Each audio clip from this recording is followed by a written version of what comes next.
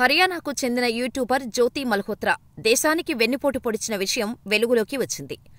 భారత సున్నిత సమాచారాన్ని పాకిస్తాన్ గూఢచర సంస్థ ఐఎస్ఐ సభ్యులకు చేరవేసినట్టు అంగీకరించింది.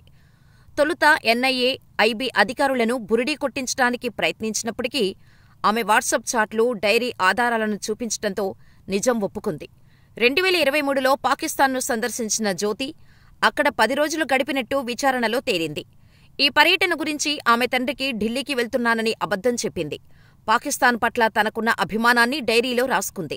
అంతేకాకుండా పహల్గాం ఘటనకు 3 నెలల ముందు కూడా జ్యోతి అక్కడికి వెళ్లిందని, అక్కడి సమాచారాన్ని కూడా పాకిస్తాన్కు చేరవేసిందని అధికారులు ప్రాథమికంగా నిర్ధారించారు.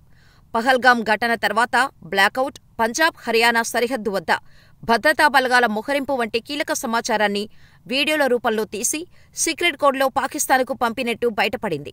పాకిస్తానీ ఎంబసీకి చెందిన డానిష్తో జ్యోతికి అఫైర్ ఉందని, లగ్జరీ జీవితం ఆశ చూపి ఆమెను వాడుకున్నారని తేలింది.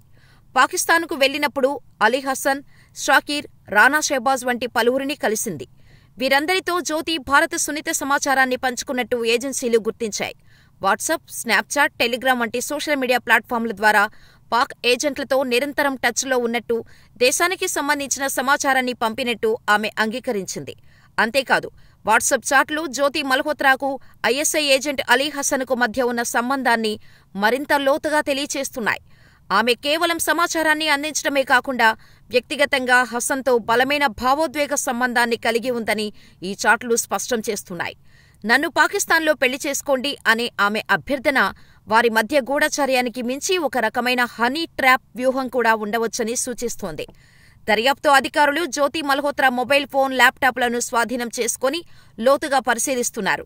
ఆమె ఐఎస్ఐ ఏజెంట్లతో ఎన్క్రిప్ట్ చేసిన ప్లాట్ఫామ్ల ద్వారా కోడ్ భాషలో సంభాషణలు జరిపినట్టు తేలింది. ముఖ్యంగా భారత అండర్ కవర్ ఏజెంట్ల వివరాలు, వారి ఆపరేషన్ల గురించి అలీ హసన్ ఆమెను ప్రశ్నించినట్టు కొన్ని చాట్లలో గుర్తించారు. అటారీ సరిహద్దును సందర్శించినప్పుడు ప్రత్యేక ప్రోటోకాల్ ఉన్న అండర్ కవర్ ఏజెంట్లను చూశావా అని హసన్ అడగగా, అలాంటిదేమీ లేదని జ్యోతి బదులిచ్చింది. ఎవరు ప్రోటోకాల్ పొందుతున్నారో గమనించు, అండర్ కవర్ ఏజెంట్లను గుర్తించడానికి అదే మార్గం అని హసన్ సూచించినట్టు, దానికి జ్యోతి వారంతా తెలివితక్కువ వాళ్లేం కాదు అని సమాధానమిచ్చినట్టు దర్యాప్తులో తేలింది. ఈ సంభాషణల ద్వారా జ్యోతి ఉద్దేశపూర్వకంగానే భారత నిఘా సమాచారాన్ని ఐఎస్ఐకి అందించిందా, లేదా ఆమెను మభ్యపెట్టి ఈ పనికి ఉపయోగించుకున్నారా అనే కోణంలో దర్యాప్తు జరుగుతోంది.